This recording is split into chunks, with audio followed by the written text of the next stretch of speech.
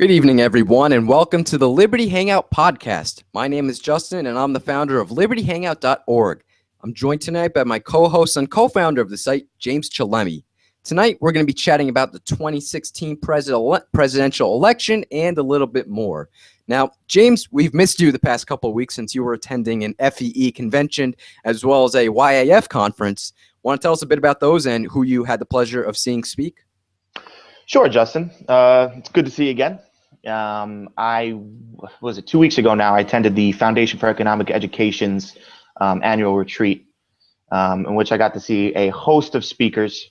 The great thing about the Foundation for Economic Education is that they encompass so many different political ideologies, can be brought under the hat of economic education. So there was everything from conservatives there to anarcho-capitalists to the keynote speaker was Jonah Goldberg, who is in my opinion, a neoconservative. And they had different panels, different speakers. It was really a great event. I got to talk with Jeffrey Tucker. I got to talk with Lawrence Reed, who is the president, and then to find out that they're actually really big fans of Liberty Hangout. So that was awesome. Then moving on, I went over to Nashville, Tennessee for the Young America's Foundation Freedom Conference, which is much more conservative than I think any other political ideology was present at that place. And I got to see, my big thing was I got to see historian Bert Folsom speak, which was awesome. Gave a history of the privatization of railroads and how public railroads were such a disaster. I thought that was awesome, being a history buff.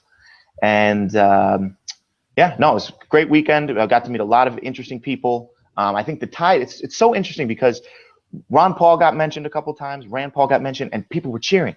So and most of the people I was around were college students. So it's good to see that a lot of people, even if they are on the neoconservative or conservative side, are starting to become more libertarian. So what main differences were you really able to draw between the YAF convention and the FEE one? Well, like I posted on Facebook a couple weeks ago, or actually a couple days ago, the problem with with modern American academia today, I think, is that we're producing way too many political scientists.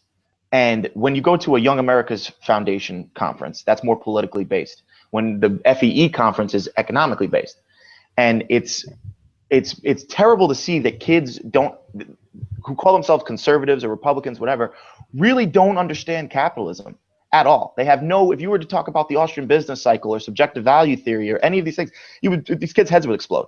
But they'll tell you how a bill becomes a law. They can tell you that, but they won't be able to tell you anything about fractional reserve banking or what the main problems are with the system we have now. So I thought the difference between economics versus politics was interesting, and I definitely love the former much more. I think that's a pretty good point you make there about, hey, Billy, how does a bill become a law versus how does the Austrian business cycle, what is inflation, what is the broken window fallacy? Exactly. Because I remember when we were chatting about we had our episode a couple of weeks ago when you were away at the FEE convention, Eric and I, as well as Stefan, we did the show called Economics for Dummies. And right. I didn't mention in the show, but we were talking a lot about the broken window fallacy. And that got me thinking about World War II. Now, a lot of people on the left, they will contend that FDR's New Deal got us out of the Great Depression, versus the conservatives on the right, they'll say that, oh, no, it wasn't the New Deal. Like they can understand that the government spending doesn't propel people out of a depression because they understand that taxation is necessarily just a redistribution of wealth. It's not creation of wealth. Yet in the same token, when it comes to war, somehow they view World War II as what got us out of the Great Depression, when no, it falls victim to the same exact fallacy as the New Deal. And I remember Julie Borowski, she works for the Libertarian Republic as well as FreedomWorks. She has a great article on freedomworks.org that's been up for a number of years now, in which she details what did end the Great Depression. And it was right after when they massively cut spending and they lowered the taxes. That's what got us out of the Depression. Whereas World War II, that just created more bubbles. It misallocated resources. So you're in the midst of a depression. You need to have these resources going towards your food, your clothing. Instead, it's going towards destructive things like bombs and guns and ammunition. People weren't getting what they needed. And, it's saddening that conservatives can't see the truth about this, but I think that they are very rational individuals, and they will one day wake up to the reality of Austrian economics and see how government spending can never propel us into prosperity. I don't think I could say anything more on top of that. I think you hit every major point there. Another thing, I did talk, speaking of FreedomWorks, I did have a chance to sit down and talk with Matt Kibbe, who is the founder and president of FreedomWorks. And he's somebody that, I believe he may have recently left. I'm not positive. that's what I heard the same thing. We didn't get to talk about that. I was much more interested in asking him about economics. So I don't blame we you. were having a little conversation about that. But he's somebody that's spoken extensively on the topic. And then also, I would highly recommend seeing anything Murray Rothbard has to say on it, because he really nails down, even more so than a Milton Friedman or the Chicago School did. So that's something, if you're interested in learning more about that, I would definitely check that out. Right. Awesome. Now, just moving on. So the 2016 presidential election is well underway, and a few primaries are already in the books. In the Republican primary, Ted Cruz has won Iowa, and Donald Trump won New Hampshire and South Carolina last night. In the Democratic field, Bernie Sanders won New Hampshire, and Hillary Clinton has won Iowa and Nevada. Now, we still have 47 more states to go, but a number of key players have already dropped out of the race. Rand Paul, Carly Fiorina, Rick Santorum, and Mike Huckabee were among the first Republicans to suspend their campaigns, and Jeb Bush added his name to that list last night. Now, however, there hasn't been much competition in the Democratic field, as Martin O'Malley dropped out after his poor showing in Iowa. This leaves us with a very troubling question. Who's going to be the next president of the United States of America? Because right now it looks like it's either going to be Donald Trump, Hillary Clinton, Bernie Sanders, Ted Cruz, or Marco Rubio. Do any of these men actually value liberty, or are they just wannabe tyrants lusting for the throne? Oh, there's a name you forgot in there, Justin. It's Austin Peterson. Austin Peterson. Well, we'll get to the LP a bit later, but right now this is just for the main two parties here. And no, that's where we have to start. Obviously, this country has a two-party dictatorship, as I mentioned in my article in promotion of Austin's campaign. It's disheartening, and it's heartening in a way, because on both sides we see two real establishment outsiders. If you look at Donald Trump, you look at Bernie Sanders. These are not who the Republican establishment and Democratic establishment were tagging as their first pick. I saw a really interesting tweet yesterday. It came from a liberal, but he was saying how, hey, someone who just said that George W. Bush screwed up the Iraq war just won a Republican primary last night. Can you believe that? That's the state of America right now. Toss aside everything else Donald Trump believes in that is aberrant. That's pretty astounding. And that's one of the good things that comes out of Donald Trump's mouth, is that he's not afraid to say what he's thinking. Yeah. And in a way that could be great, in a way it could be terrible. When I was at the YAF conference, they did a poll actually the first night, and it's pretty much all college and law students. And they did a poll where they started naming every Republican name. And by the amount of applause, that's how we knew where the crowd was on who they were supporting. Donald Trump, I think maybe 2 people cheered for.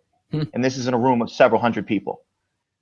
Ted Cruz got like a standing ovation. Marco Rubio got like a standing ovation, but split up in between. And then everybody else that kind of was murmurs here and there. But that's Donald Trump's the lead. And nobody, I can't find people that are going to come out and say they support him, especially in my day-to-day life.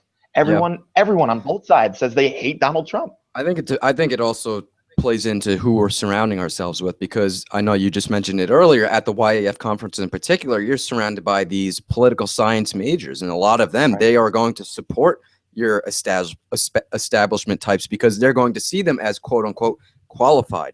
And so what I find in the Republican field now, there are a number of libertarian leaning conservatives who will see how vastly dangerous Trump's policy ideas are.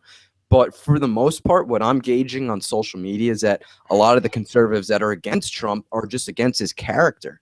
There's still a lot of staunch, closed border conservatives that don't like Trump. They'll agree with him on protectionism. They'll agree with him on borders. They'll agree with him on tax policy. But they're really just, it's a character assassination against him.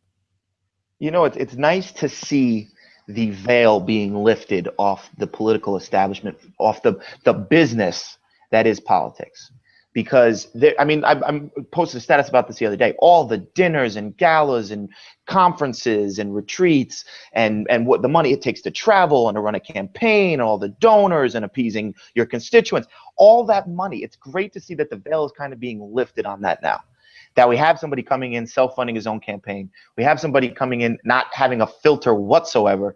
I mean, watching the debates is a lot more fun. I got to tell you the truth. Even if some of the stuff he says comes out of left field, and you're just like, "Is this a human being?" Does he?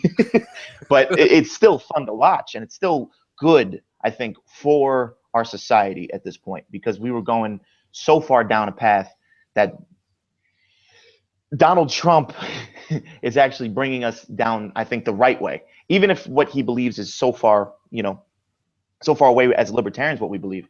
Right. I think it's good that he's, shaking, I was going to say bad words, shaking stuff up where he is in his life. So I think that's good.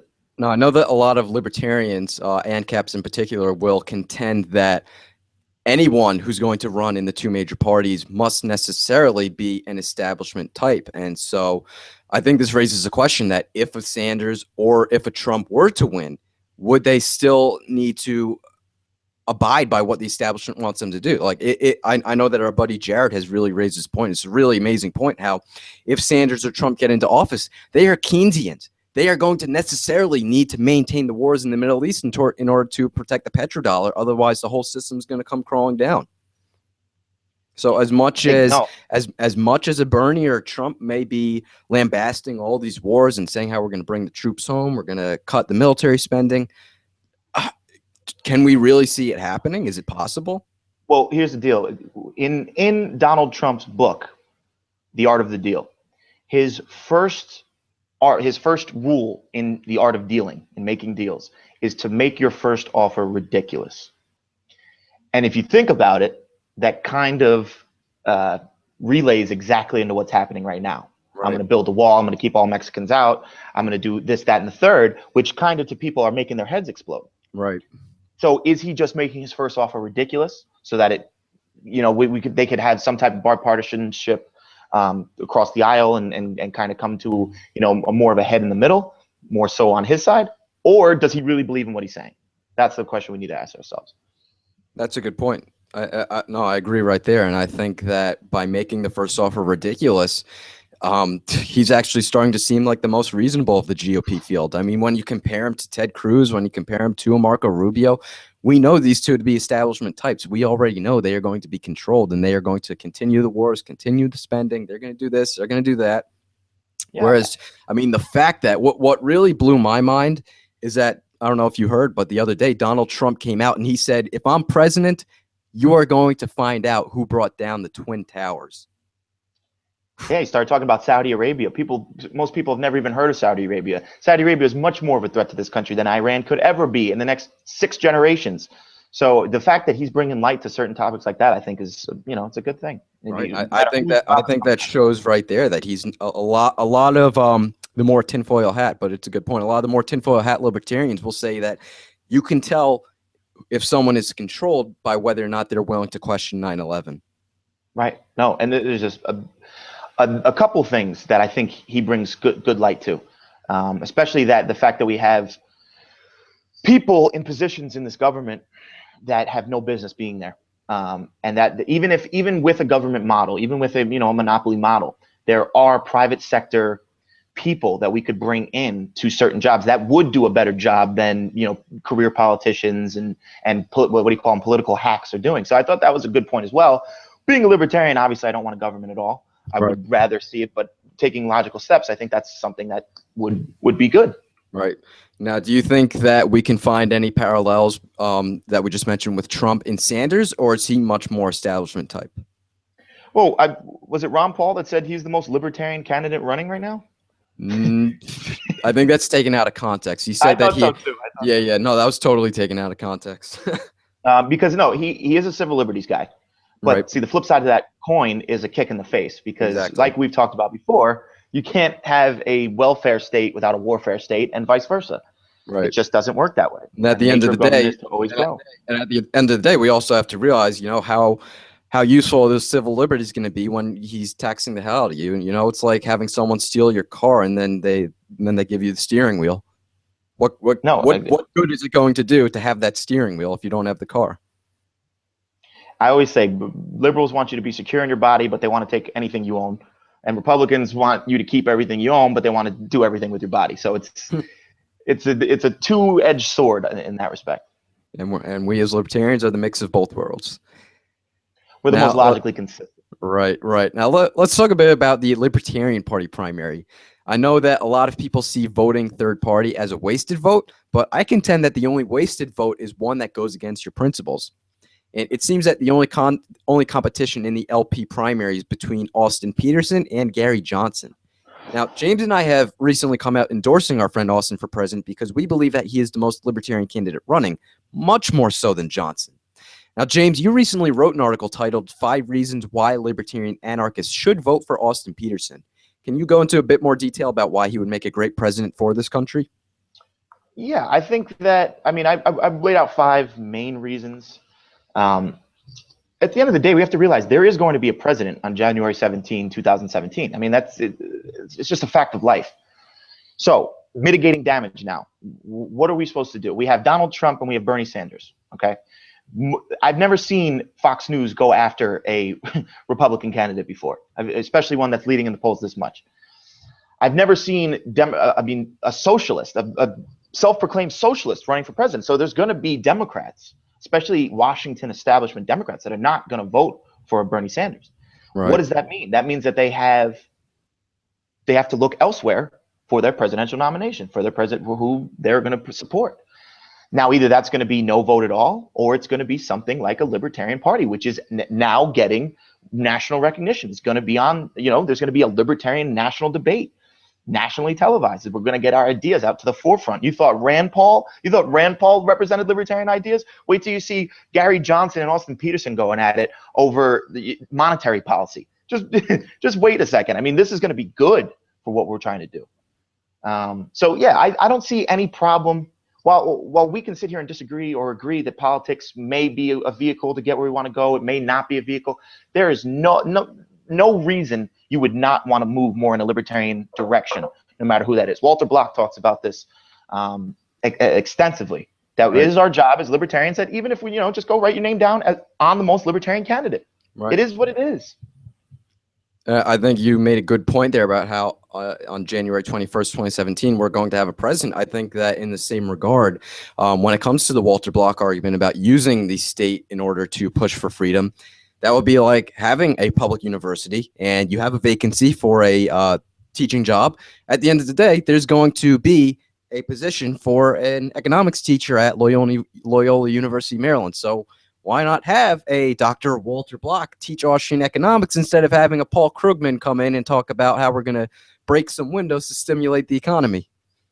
If you could go and work for the mafia, talk out against the mafia while getting paid by them and winning more and more supporters of anti-mafia rhetoric, why would you not do that? First of all, it's moral because you're taking money away from them. Second, you're denouncing them while, taking away from their resources. Right. It doesn't get more moral than that. Right. That's definitely a good point there. Now, going back to the Gary Johnson versus Austin Peterson debate there, why do you think that Peterson would be much better candidate than Johnson? Well, this is now we're going into, the business of politics again. I just think that Gary Johnson's stale. I think he's outdated. I haven't supported him since he supported Coney going in and overthrowing Coney 2012. To raise that point there. So, he kind of came off a little inconsistent, to say the least, after I heard that. And a new face has to kickstart this, this movement. And I mean, Austin agrees with us on 99% of things. Yeah. He's a classical liberal from the, Milton Friedman school of thinking. And I mean, that in the White House would be great for us. I mean, I don't see Gary Johnson. I don't think his heart's in it. One, the man's never going to have to worry about where his next paycheck's coming from. He's set for life. Austin has the hunger, I think. And I think when you have somebody that's willing to fight, I'll get in a foxhole with them any day of the week. Yeah, I think that Austin said it multiple times on his Facebook page before. He said that if I lose to Gary Johnson, I want to lose to him because he has the better ideas and because he's a better candidate. I don't want to lose him Right. because he has the money and he has the polls. You know, and Right. I think right now you just mentioned it, that I think Austin's heart is in it. You know, we see on Facebook, I'm getting notifications multiple times a day now. Austin Peterson is live. Austin Peterson is live. I mean, I think that he cares about his followers. I think that he really is genuine in his message about libertarianism. We may have our small disagreements with him, but you know what? I think it's over semantics. Everyone, all the ANCAPs hit him over the NAP, but you know what? At the end of the day, he's a rights-based guy. He believes that you own yourself and own your body. He just doesn't understand the nature of the NAP. And end of the day, I think that he is a voluntarist. If we look at his platform, he's suggesting to make government voluntary. That is a voluntarist right there, ladies and gentlemen. That is why you anarcho-capitalists, if you're looking for someone to fill that vacancy in the White House on January 21st, 2017, Austin Peterson of the Libertarian Party is your guy. Well, whether you agree with, and that's a great point, Justin, whether you agree with him or you don't, you have to respect the man's tenacity. He is out there, on the trail trying to win hearts and minds over to a more libertarian way of thinking. If you don't think he goes far enough in his thinking, we can agree, we can disagree, we can argue all day. Yeah. But at the end of the day, the man is fighting for most of the stuff that we believe in. He would be a much better alternative to anything else we have to offer, or we're being offered, excuse me. And it's a no-brainer to support his movement. Right. No-brainer. Now, I know that in your article, you said that he's more libertarian than Ron Paul. Yeah. I mean, go look at his platform. Go look at Ron Paul's platform. I mean, Ron Paul, as great as he was, and I mean, he's responsible for converting a lot of us over to libertarianism, whether it be from, conservatism or neoliberalism. Ron Paul had his own flaws. I mean, there was stuff Ron Paul could have done a lot better. I didn't like the way Ron Paul debated. I thought that his ideas were so far superior that they carried him through, but I thought that he could have done a much better job in his debating skills. I thought a couple things. I thought that government was a little too big on his platform. But yeah, Austin Peterson, I think, is a great alternative, and he's going to bring classical liberalism to the forefront. Right. And I think that it was Ron Paul in his debates. He was saying, I think that this is where Ron Paul was able to win a lot of conservatives over, especially the veterans in this country. Is that he was saying, we got a border crisis in this country. Why don't we bring the troops home from overseas? Why don't we close all these 900 bases in over 140 countries, bring the troops home and have them defend the borders? Austin Peterson is taking a step further, saying, let's bring home the troops and let's open the borders. Justin, how many people did you see after, the presidential debates that have been going on, or after, Rand Paul came out with a video or something, that were supporting Rand Paul? They were sharing Rand Paul's videos. They were doing, these are ANCAPs. These are people that don't believe in government. Okay. Right. Imagine Austin Peterson in the Republican, primary or in the Republican debate. You're telling me these people wouldn't be going absolutely nuts at his ideas? Yep. And the point that I'm saying now we have to support a third party is because this is the perfect election to do it. There's two main candidates that aren't going to be backed by their parties or by the majority of their parties. There's going to be people that are looking for somewhere else to go, and we have to fill that gap before somebody else does. That is a really excellent point there. Now, what do you make of the theory? I've gotten a lot. I've heard this from conservatives a lot in particular. They'll say, "Oh, if you don't support the GOP candidate, then that must mean you support Hillary Clinton." Oh, if you're not going to vote for if you're not going to vote for Rubio, if you're not going to vote for Cruz, you're just going to let Sanders walk right in there. That's a false dichotomy. Just by saying that those are the only two choices, those are the only two things that, if you don't do one, you're voting for the other. There are other choices, and this election season is going to prove it. We've never had a libertarian national debate before. Yeah. That's going to be live on Fox Business. I mean, people are going to be able to see this. I mean, Republicans are going to turn on. They go, "Oh, that's a great point. Oh, that's a great." That don't have that are going to have to vote for Donald Trump if they don't go that route. So, yeah, I that false dichotomy is not shaking me. Right. No, that's a good point there. And I think that we see it in Austin. He's what distinguishes Austin a lot from Johnson, and what may win him a lot of conservative support for those that don't want to support Trump, is that Austin is pro-life.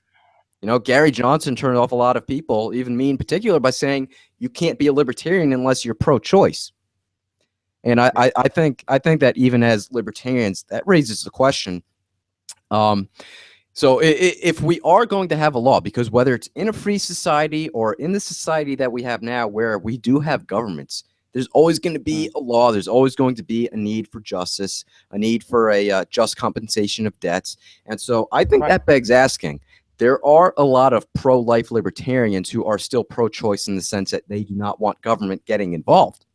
But that begs asking then, if we are going to have a law, and our law for you and I is common law, and so that would be the just repayment of debts. So if we are going to have a law and we are going to apply consistently, and we can rationally deduce that abortion is murder, should the law as we have it today punish abortion as a crime? Well, obviously, yeah. The answer is yes. If you're speaking as a believer in self-ownership, it's a large question though, and you'd have to go because then there's the counter argument that it's essentially prohibition, and as we see with prohibition, it would go through the roof. No. I think that if you privatized law and you had companies that had an interest in dispute resolution, they had an interest in becoming a neutral third party and deciding contract disputes or any type of disputes, I think that there would be more of an incentive for judges, for lawyers to have a basis in morality, because what is the law actually based in? I mean, depending on what your legal theory is, whether it's natural law or legal positivism, it's based in morality. It's based in ethics. Right.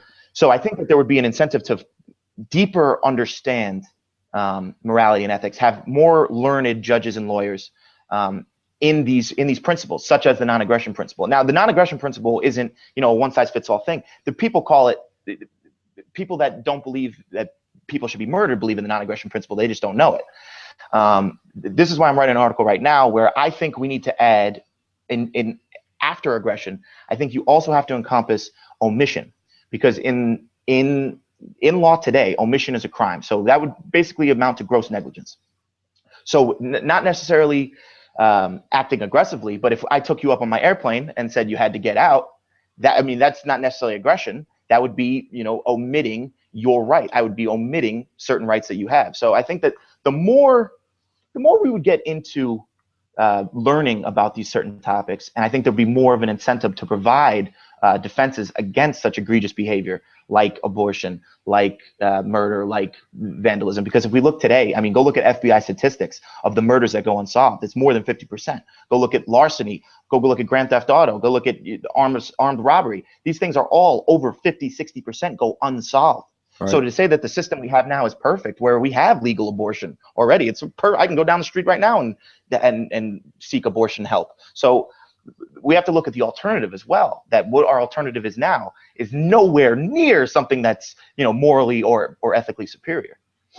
Right. Those are some excellent points there. But I think that going back to the argument that we were making before about how we are going to have a president on January 21st, 2017, and how we are going to have that vacancy at Loyola University, New Orleans, we are also going to have a vacancy in our courts, in our prisons. So can we say that you would be acting in the defense of liberty to then utilize this and punish abortion?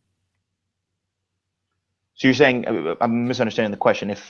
So essentially, because like I was saying before, there's a lot of pro-life libertarians who still would categorize themselves as pro-choice because they don't see using government as a solution. They don't believe that we should have that solution until law is privatized. So would you say? Oh, well, that doesn't make any sense.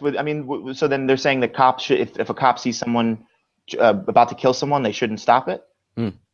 That's not a really good argument. I think that we have to remember, at the end of the day, there is no such thing as government. There are only people acting. That's a good point. And exactly. So just because somebody's wearing a badge or a funny costume doesn't excuse their morality. They would still be compelled to act. Right. So I think the same argument can be applied to abortion. Yeah. So for a short answer. So then I think that a lot of libertarians should then consider that position, because we are then acting in the defense of liberty if we're going to take that route. Exactly. Yeah, just because the government does it doesn't make it wrong. If the government does certain good things, like if a cop stops somebody from getting accosted or something along the lines, that would be counted as government doing something good, but that's just basic morality. Right. And I remember that this raises an interesting point. I remember a year ago I was getting into a conversation about the police state with a conservative, and I remember I was opening him up to the ideas of anarcho-capitalism for the first time, and they really weren't resonating with him. And so he asked me, surprise. I remember he asked me then, so would you say that every single arrest ever is unjust?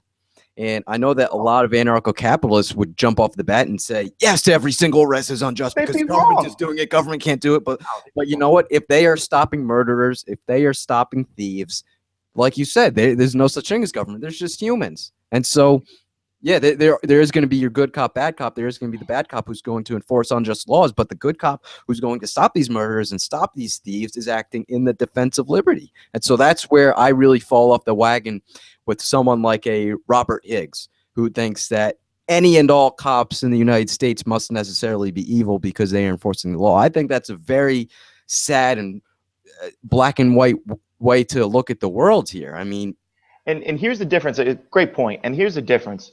What especially being a big Walter Block fan, I think there's a difference. And this is something I pondered for myself. Is I think there's a difference between becoming a Loyola University professor, becoming a cop, or becoming someone in the military. Because I think it's much easier to dissent from the government becoming a Loyola professor than it is when you're shipped off to Afghanistan and you have to carry out certain orders or face court martial. So I think I think that you know what happens if you don't abide by the contract you signed for the military. They're going to arrest you for treason and they're going to kill you. Exactly. So this is something we have to have an honest conversation about inside internally as libertarians. Is it moral to do it? There can be certain circumstances, but you wouldn't want to put a drink next to an alcoholic. That's the problem. So you wouldn't want to stick a libertarian in a situation where he had to make a decision like that, or face certain death or certain court-martialing or kidnapping or whatever else. So yeah, I think that there are certain government jobs that provide people more opportunity to dissent from the unethical behavior that government engages in. Right. Now, so do you think that when that comes down to law enforcement? I know that we once had this, I think that we had this conversation when we had Chase Rachels on, and we were talking about the difference between the police and the military, and that the military is going to carry out the will of the federal government, and your law enforcement is going to carry out the will of your local government for the most part. And so I think that at the local level, you really do have the ability to dissent more. I mean, we see it throughout the United States. There's a bunch of conservative sheriffs who will refuse to enforce gun control. I mean, if you're at the federal level, I mean, we look at someone like an Edward Snowden. Hell, if you go against the grain, they're going to have your head. It's just not possible at that level. I tend to agree with that. The only thing, and this is what Danilo on the Peaceful Anarchism podcast, when I was being interviewed by him, he asked me this question about, do you think libertarians can engage in federal level politics, in federal level jobs? And my knee-jerk reaction was no, that shouldn't happen. If they want to do it, maybe at the state level, maybe at the community level. But then I got to think about it, and I started to think, and I was talking to Jared about this the other day. Was that one of the number one things when you ask an anarcho-capitalist, how did you become an anarcho-capitalist? They'll say Ron Paul, right? Bingo. Right or wrong. So that's just the national spotlight, to be in the national spotlight in federal politics, at working a federal level job, whether it be the head of the CIA or something like that. These are people that are prominent. Now, right. It's obviously harder to do. It takes men of extreme courage, extreme fortitude, steadfastness, and I think that if it can be done, but it is definitely difficult. Yeah, I think even someone like a Rand Paul, even a Ted Cruz or a Mike Lee, was really prominent in getting someone like me to turn over to anarcho-capitalism. I mean, I wasn't really too keen on politics up until after Obama got reelected. That's when I really said to myself, you know what? Something's not right with this country. I really want to help change it. And so that's when I started getting into a bunch of the conservative talk show hosts, and I considered myself a conservative. I immediately disassociated with the Republican Party because I agreed with the founding fathers who were vehemently against parties. I was a man of principle. And so the only three senators that I really liked were Mike Lee, Ted Cruz, and Rand Paul. And back in 2013, when they were really the up-and-coming senators, oh, man, did I love them back then, when they were every single day filibustering against drones, against Obamacare, taking a real stand to defend the Constitution. And so before Washington Oil stained their milk. Right. But I think that tells us, too, that, they do have a position in the political realm. I think that Ted Cruz is a very, very valuable, as much as I disagree with the man, as much as I make memes making fun of him every single day, I believe that he's still a very great senator, and he has a place there, and he can really where he disagrees with us will help propel more people to libertarianism. So in the same way that we see someone like a Donald Trump or Bernie Sanders, and we can see that they are important tools to liberty, having them there in the race does help people come to our ideas. We can see the same thing with a Cruz. We can see even Marco Rubio. As much as I vehemently hate Marco Rubio, well, hate's a strong word, but I very much dislike the man. I think he's disingenuous, but I think that he does play a role in our society. And we have to, as libertarians, we also have to recognize the sanctity of the individual. Okay, just because we disagree with these people on political ideology or political philosophy, however we want to phrase it, these are still human beings. Right. They still, they still have feelings. They still bleed red. Okay, we could, just like you said before, I would never say I hate Chris Christie or I hate Marco Rubio. The sanctity of the individual to me. We have to say that we hate their ideas. Exactly, that they're wrong. And then we can have an honest debate about that. But then if we're just gonna, throw bombs at them because of their, and attack their personalities and attack these things, it's not going to get us anywhere. Right. And we have to take the moral high ground because that's where we belong with our ideology. So yeah, no, I agree. I agree with you. I think that's a very good segue into the next thing that we want to talk about. And so last week we quote unquote celebrated the birthday of our dear Abraham Lincoln, which did spur a bit of conversation about the ethicality of supporting the Confederate States of America. Now, the argument that I juxtaposed was that if we are to support George Washington and the founding fathers for decentralizing the state, then to remain consistent, we must also stand with other controversial figures when they stood for the same thing. Now, after all, Washington, Madison, and Jefferson owned slaves, yet they are still greatly revered throughout our history. And so I think that this lends credence to a very important discussion about who else we should consider supporting. It's called disinformation. There's so much disinformation being spread about certain political figures, certain events that have happened, certain groups that were formed in the history of the United States.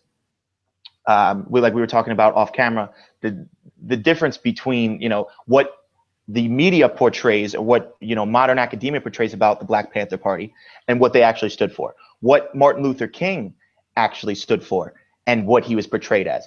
What Malcolm X, I mean, that's just one realm. You could apply that to, just like the founders. Right. The things that we need to start doing are more so along the lines of historical revisionism, finding out the truth, finding people, finding historians, finding books that don't have an incentive in lying. And I think that that's a very, very good point you bring up about, the disinformation spread about President Lincoln, the disinformation spread about the founding fathers. So I would 100% agree, and I think that that's something that is going to, free us from the shackles of government education, of the indoctrination that occurs K through 12.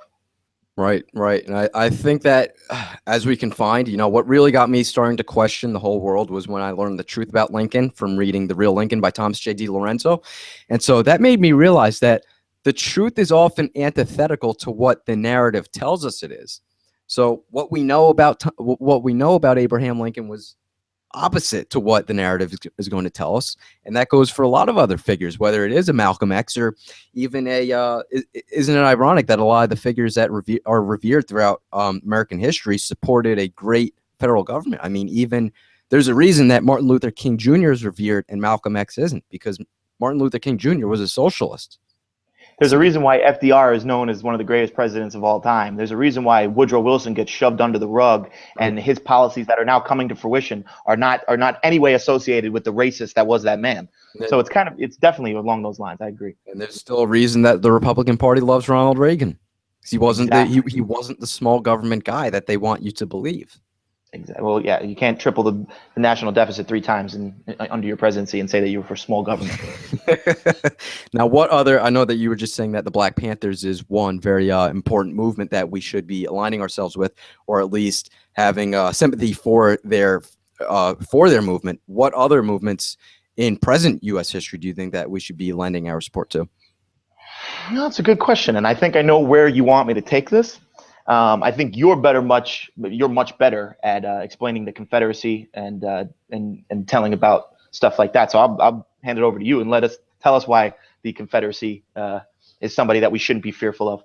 Okay, so I just recently came out with an article a week ago titled "Why Libertarians Should Support the Confederacy," and I came up with 4 important points. The first point I believe, was the self rule and self determination.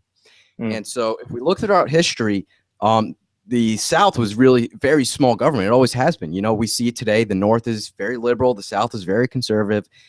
Nothing's really changed. I mean, the parties may have flipped. You know, the Democratic Party, we have to remember, that was the party of Jefferson. So a lot of Republicans will look at this time and say, oh, it was the liberals that wanted to secede. You know, it was the Democratic Party. But they don't realize that these people in the South had the same views or very similar views to what they have today. So that's why it's a very troubling topic, because a lot of the liberals will see the Confederate flag, they'll see slavery, and so that's why they oppose it. And then the conservatives will oppose the Confederacy because it was Democrats that seceded. So off the bat, we know that the two major parties are very strongly against the Confederacy. But if we look throughout history, the South has always been it's always been the geographical area that wanted self-rule. You know, we see that it was George Washington and the Virginians that really kicked off the American Revolution. And then as we can see going forward, when the U.S. federal government was formed, a lot of big government voices always weaseled their ways into positions of power. So Alexander Hamilton, he had a very big government view of things. He was a big mercantilist. And then from there it went to the Whig Party, and they were very big mercantilists. I believe that Thomas J. DiLorenzo called them National Socialists. They were the first National Socialists of their time. And so when we see someone like Abraham Lincoln running for president in 1960, who's running on a platform of raising tariffs to an egregious 47%, which literally tripled the tariffs. And we had the whole Republican Party running on the same platform. They wanted to pass the Morrill Tariff Act. And we see that once the GOP took over Congress in 1960 and Abraham Lincoln won the presidential election, the South immediately seceded. Now, it is true that a number of states... Go ahead. You wanted to add something? Yeah, I just wanted to ask, what if you could summarize the argument, why do you think the South seceded? And because I know that the historical narrative today is that it was slavery. So if you give us a better understanding of why that is. Now, there are a number of states that do cite slavery as their reason for seceding. However, the majority of states, actually, believe it or not, make no mention of slavery whatsoever in their ordinances of secession. And so if we are going to look at movements and define them by their majority, we can see that the majority of the states did not even secede to protect slavery. They seceded for self-rule and self-determination. They were morally and vehemently opposed to these high tariffs because they knew it was going to choke their economy. And the whole seceded for slavery thing falls apart when we look at the Corwin Amendment. This was a constitutional amendment proposed by the North, believe it or not. They wanted everybody needs to listen up. Now, everyone needs to listen to this. This was proposed by representatives from New York and Ohio. Now, these were states that slavery was already outlawed in, and they wanted to pass a constitutional amendment to make slavery permanent and untouchable by government. Untouchable. So we can see here, the narrative goes, the South seceded to protect slavery. Now, if they secede to protect slavery, then that kind of means that someone's threatening to take away their slaves, You wouldn't drive off with your car unless someone was threatening to steal your car, would you? So why would they drive off to protect slavery if no one was threatening to take away their slaves? And in fact, and the other argument goes, because when we do look at the states that did actually mention slavery in their ordinances of secession, they actually made greater mention of states' rights. Now, the northern sympathizer will say, oh, yes, states' rights to slavery. But no, if we see that the U.S. federal government was more than willing to protect the institution of slavery, then that can't be the states' rights that they're alluding to. And so that right there shows that the majority of the South was seceding for self-rule and self-determination. And then going a step forward, for those who aren't even sold on that, we take it a step further. We see the North and the South as two different countries, the United States of America, Confederate States of America. And so we see from there that Lincoln then unconstitutionally instigated an illegal war with the South. He bombarded Fort Sumter illegally, and then he drove his troops right down into the South without the approval of Congress, and he just started causing chaos. Killing Americans. Killing American citizens, a war which killed over 600,000 Americans, brothers killing brothers. They went to the South. They literally burned down homes. They raided villages. Lincoln's generals actually ordered their troops to rape women. Yes, he ordered his troops to rape women. And there was one general who actually, I think his name was McNulty. I could be wrong. But he actually ordered firing squads on innocents too. And Lincoln, a lot of people will know that Lincoln suspended habeas corpus and he arrested over 40,000 political dissidents, mostly in the North, believe it or not. And they would round up a lot of Southern sympathizers and just shoot them on sight. The Palmyra massacre comes to mind. Not a lot. These aren't things that are taught in school. And so if you can't support the Confederacy for the reason of self-rule and self-determination, we should at least support them for defending their land and property, because a lot of people won't support the Confederacy because they won't support the Confederate government. That I can sympathize with. But you should at least support the people who had their houses burned down. You should support the women who were raped as ordered by Abraham Lincoln himself. You know, it's funny, and I mean, you're speaking so many facts right now. People's heads are probably exploding from sea to shining sea. But it's also important to remember, just to add on, is that many of the first people that were making the calls for secession were Northern abolitionists.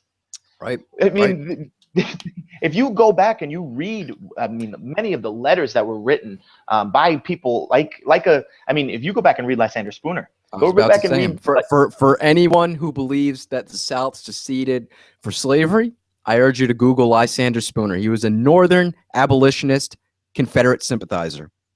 Devoted his life to ending the institution of slavery. Devoted his life. And this is why I'm diametrically opposed to the historical narrative that we're being fed, is because I see a huge lesson to be learned in the Civil War, in secession, in the Confederate States. And that is that it can be done. That if there was to be a peaceful declaration citing states' rights, citing individual sovereignty, citing too many taxes by a state like a Texas in 2017, 2018, after President Sanders takes office, there is nothing that the establishment or the government's going to be able to point to, like they did slavery, and say, we have to go in. This is the reason we have to go in. So that's why, I mean, there's a lesson to be learned here, and something that I think if we're not careful, history is going to repeat itself. And right. It's just the way it works. I think to add on to that too, because a lot of conservatives will then support Lincoln because he ended slavery. He started a war to end slavery. My response to that would be, did you know that Abraham Lincoln enslaved 300,000 people to fight the war in something known as the military conscription, which is still present to this day? Oh, facts, man. And then people will say, oh, but it was a moral slavery. You know, he used slavery to end slavery. Now, let's think about this here. If there is a such thing as a lesser of two evils, which is the lesser evil of the two slaveries? Enslaving people to walk into their deaths, 600,000 people died, or enslaving people to pick fruit. I mean, come on, it's a no-brainer. Nobody wants to hear this. Nobody wants to talk about it. Slavery is one of those things that people want to just shove under a rug, never talk about. You know, Louis C.K. has a great bit where he talks about people don't want the truth. They just want, they have these feelies and these emotions that's the only thing that matters. And a lot of this is where we come in and we have to wake people up. Right. And say that's not what that matters. Just because, believing Abraham Lincoln was a great man, he was honest, and he ended slavery, doesn't make it true, doesn't make it right, doesn't make it anything close to, what actually happened. So that's where we have to come in. And that's why I love hearing you speak on this. It's like listening to a leader before we go into battle. It's, oh man, it's awesome. Yeah, and I think just to conclude about what the other 2 points I had in my article were, my third point was that slavery would soon be dead. A lot of people don't realize that in 1860, there were more free blacks in the South than in the North. And you know what? The difference is that the South actually gave them the economic opportunities once they were free. Believe it or not, and, a lot of people will say the South was vehemently racist. No, if you look throughout history, even to look at the words of Alex de Tocqueville a century before the Civil War, he said that the North was unequivocally more racist than the South. And we can see this throughout history. We see in the 1860s that in North, in some states like Ohio and New Jersey, a black person couldn't claim citizenship and they couldn't even work. this is why Abraham Lincoln wanted to deport blacks back to Africa, because once they ended slavery in the North, the blacks were essentially useless because of these black codes. Whereas in the South, you know, they didn't really have any black codes until Jim Crow. And Jim Crow didn't come about because the South was so greatly racist. It came about as a result of the Civil War. It was because of the Civil War that this great racial animosity was created. So we can see this is government creating a problem. People don't want to talk about my Confederacy because my slavery, but then in the same sentence they'll tell you how much they revere George Washington, Thomas Jefferson, you know, Alexander Hamilton. Like slave owners that, I mean, if you read some of the things that Thomas Jefferson did to his slaves, I mean, some of those things are just terrible, just horrible, a terrible thing. And that's why my fourth point in the article was consistency. You know, if your main argument against the South was because of slavery, you cannot support Thomas Jefferson. You cannot support James Madison. You cannot support George Washington. Look at what George Washington, like you just said. I mean, Jefferson was much more benevolent to his slaves. But if we look at someone like Washington, who ripped the teeth out of them so he could have dentures.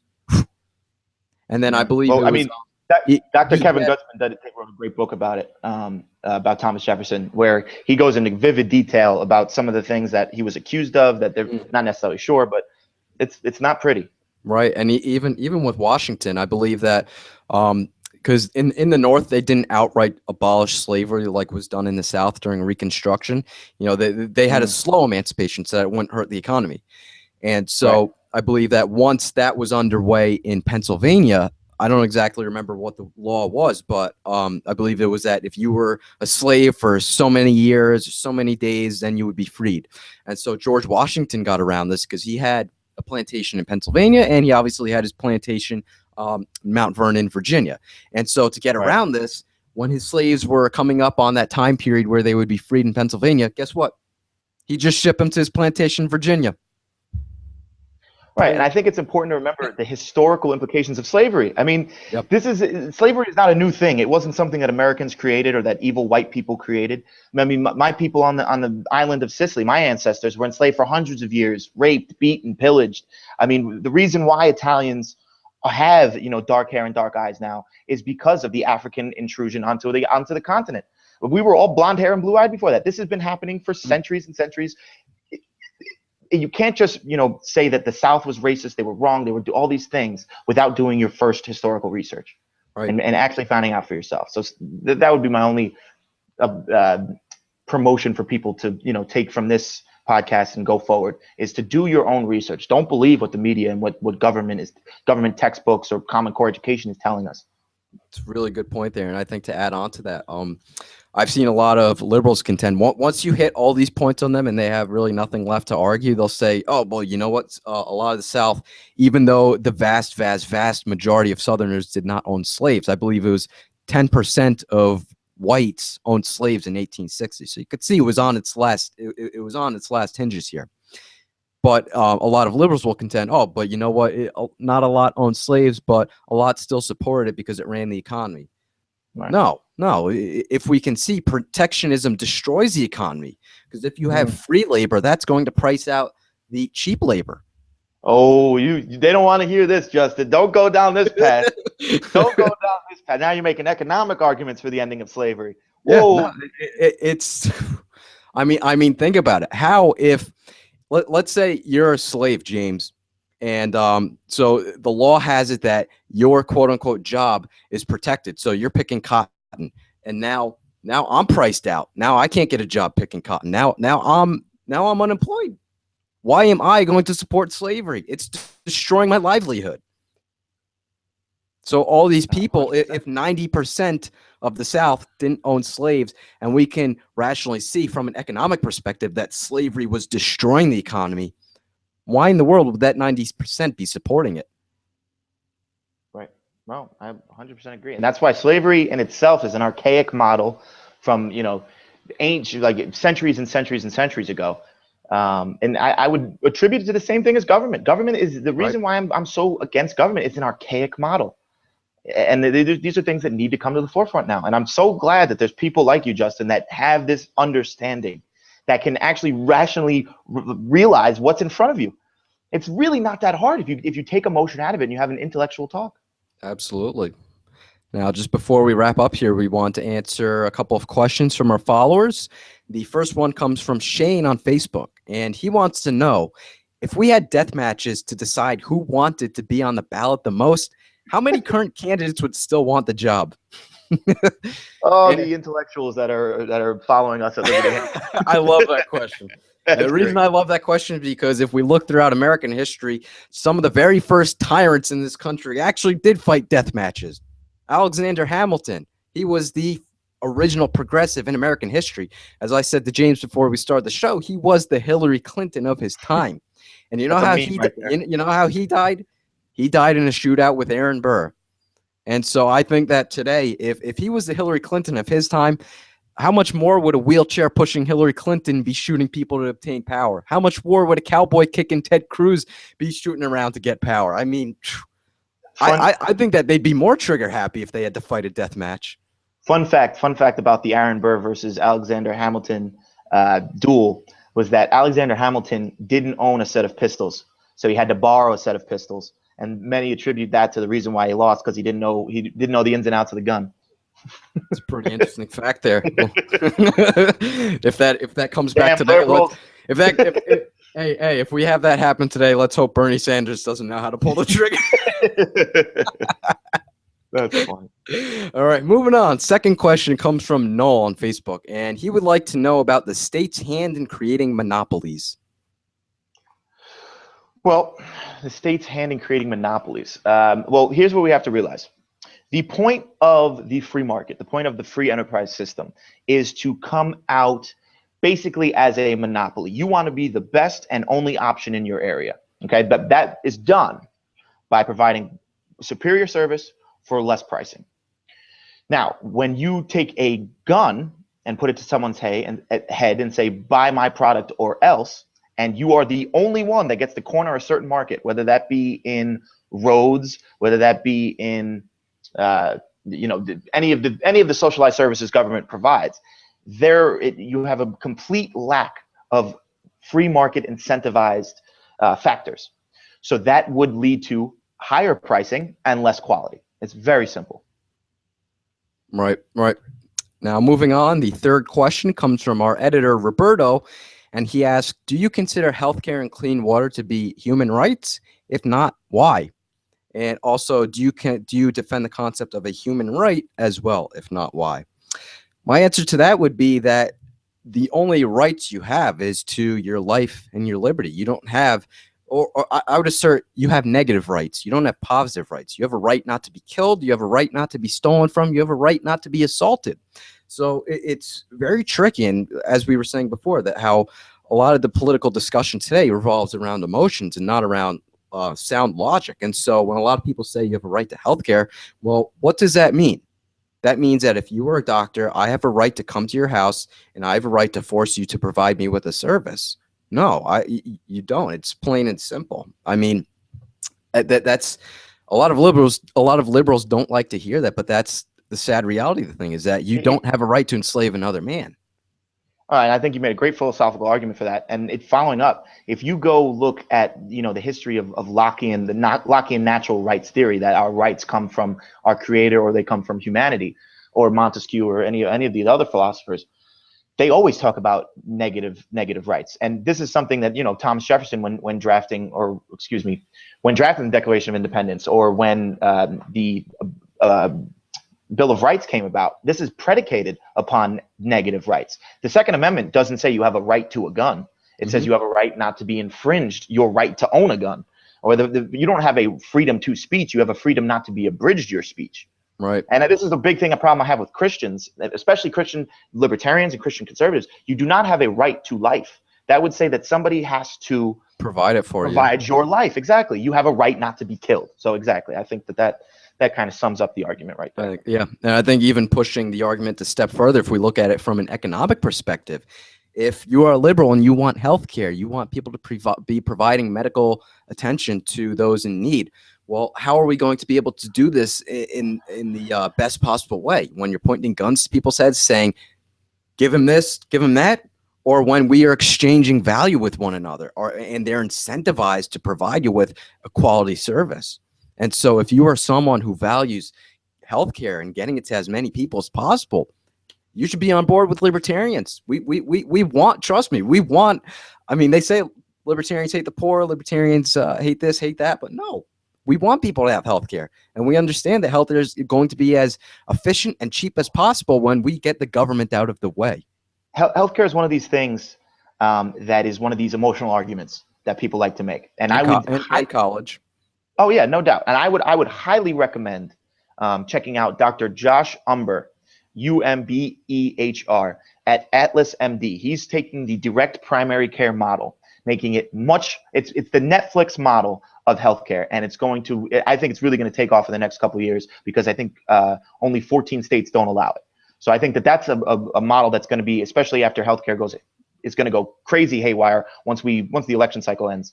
I think that's something that people should look into, and that's the argument. That's who they should be arguing for. And if you want the most people to get the benefit of healthcare. Awesome. Make sure you guys check that out. The fourth question comes from Jay on Twitter, and now he wants to know, if a very wealthy person were to pollute your water table, how and where do you live during the years of litigation? You want me to take this one? Yeah. Well, first of all, I don't think the litigation would move you out of your house. I don't think having bad water like we see in Flint, Michigan, I don't think people are moving out of their house. They just don't have water. But if we're talking about pollution as a problem in a free society, I think we have to look now, what's going on now. I mean, the rivers and oceans right now are generally owned by government. I mean, there hasn't been any type of private property ownership permitted in water. So basically, government owns water tables. They own the rivers. They own these oceans, and there's really no economic value or economic incentive to take care of them. That's why pollution's been such a problem in our society, especially. I mean, anyone has been able to pollute, garbage and waste in the rivers. And I mean, consider what would happen if a private firm were able to own these rivers and lakes. Like Lake Erie, for example, if anyone was dumping garbage in the lake, it would be promptly sued in courts for their aggression against private property. But because there's no actual owner, it's basically able to be homestead. It's just out there on its own, and there's invasion of resources. This is where you have you could take this down to the most micro level of a cup. If this is a community-owned cup, how well am I going to take care of it? Juxtaposed against if I owned it. So that's something that I think I really want to see is private property ownership in lakes, rivers, and oceans, in water tables, in irrigation systems. I think that is where quality is best going to be produced. I think we may have just lost James there, and I think that he did just raise a very, very good point there about how we see a problem with governments owning the lakes and owning the rivers, how they have no economic incentive to protect those. And so I think adding on to that a step further, we see even when it comes to garbage disposal and recycling, we see that the state has a monopoly on those two services. And James is back here.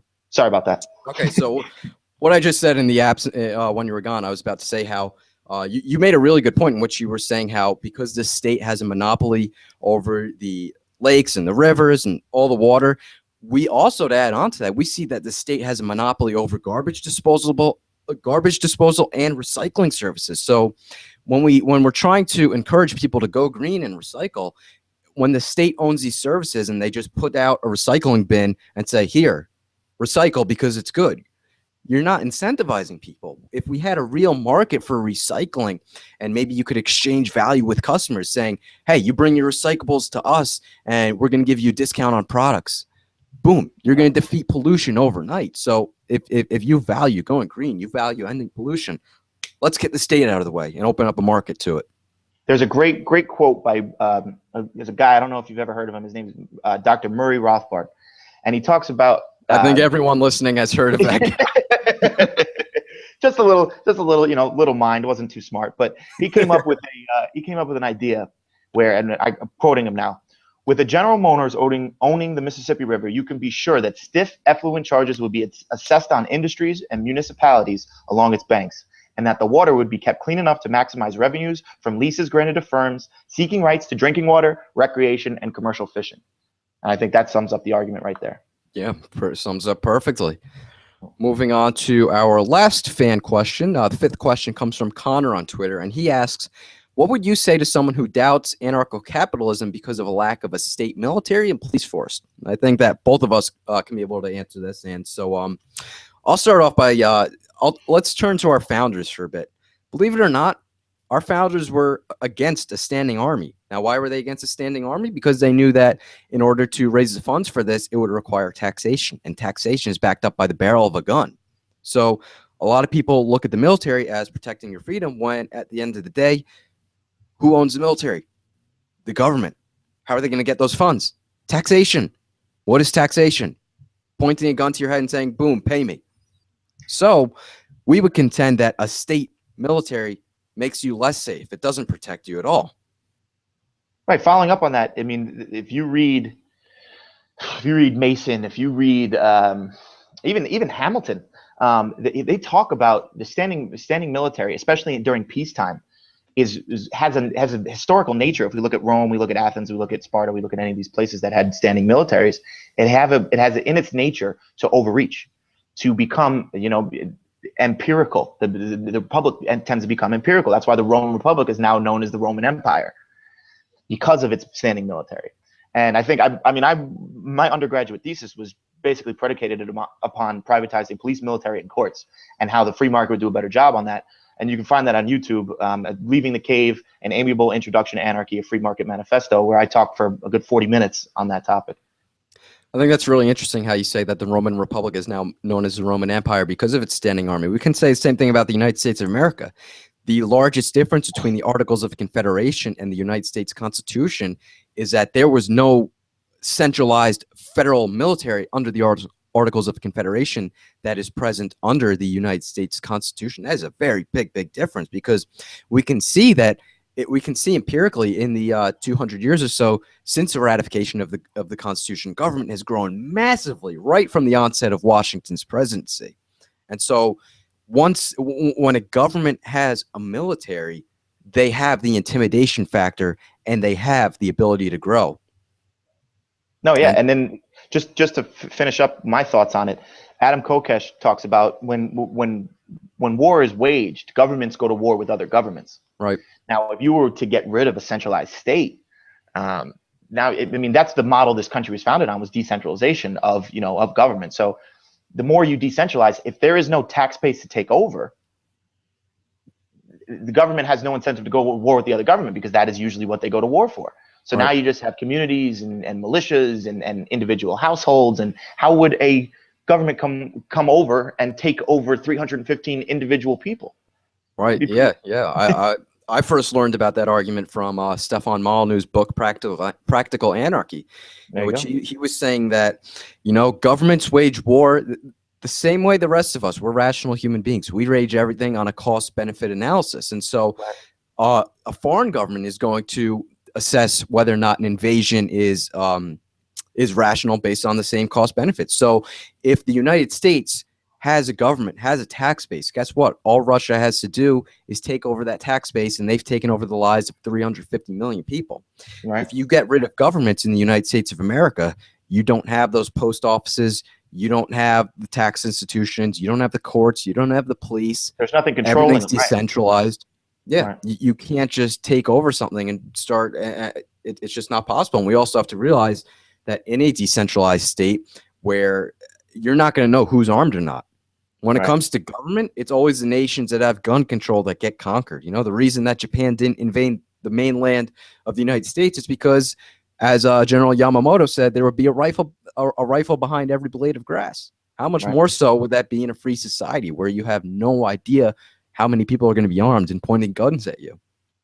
Great point. Great point. All right, so that about wraps up tonight's show. Thank you guys so much for tuning into the Liberty Hangout podcast.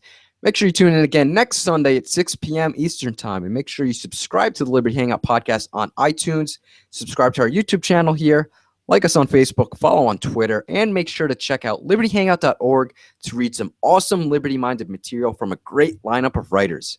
Thank you guys so much for watching, and we will see you again next time.